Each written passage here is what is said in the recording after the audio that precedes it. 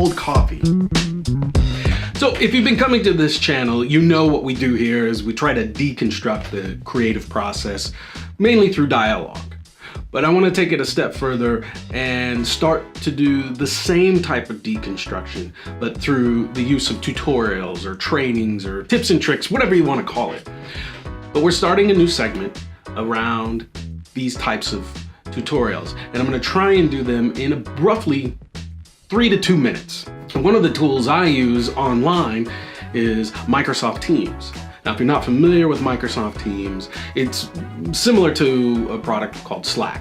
It's this idea that you can instant message people, work in real time, but in different locations, presumably to, collaborate and get.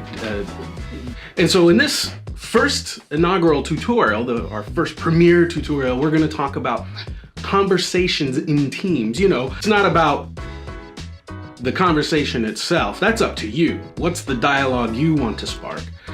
But it's really about how do you make the conversation work on a technical level. So enough with that. I'll put a timer on the screen and you can time me to make sure I do it in 2 minutes, give or take. All right, let's go. What we're talking about today is what I'll call conversation etiquette or conversation hygiene. Knowing some small tips and tricks that you can use to make the conversations you have inside a team more effective. Let's take a look at this first one. Notice here at the very bottom of the screen, you have the ability to just start a new conversation within a given channel. Interestingly enough, this particular team is called vlog content, and there's a general tab. So we'll just have general conversations here. We can get a little more unique with our channel names, but for now, we'll focus on the general. And so usually what I use this particular channel for is to just call out people so that they can review the content and give some basic feedback. So what I've done here at the bottom is I click the A or the format button. And I highly recommend always putting a subject, much like you would an email. So in this case, I will call this review blog content. Next, you want to at somebody. In this case, I'm picking a particular person. Now, that can be the entire team, of course, but it's also important to be mindful that you use the at symbol should you be calling out a specific person. You might not want the entire team to necessarily be notified of reviewing the content.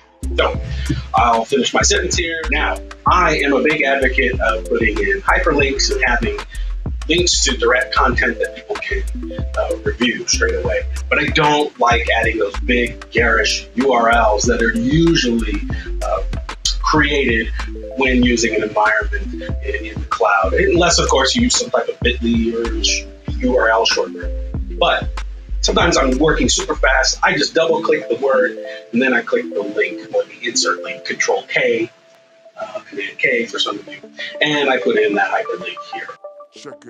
Now they have a hyperlink, the person is called out, and we know the subject.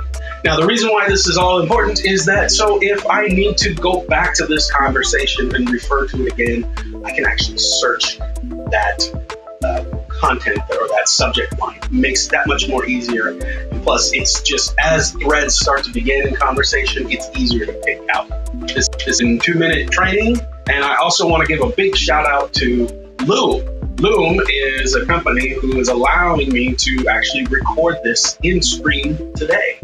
It's a free tool that you can use. They're not advertising, they're not a sponsor, but I just wanted to shout out how fun it is that you can have this little circle down here of the person talking. Okay, so here's a quick recap. Number 1, use the subject line.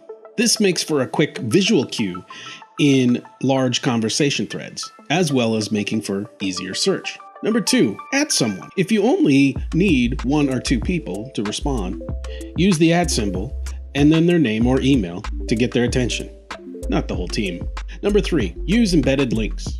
Don't just copy and paste long or confusing links. Highlight a word that can serve as your embedded link and using Control K or Command K to get that link inside your conversation.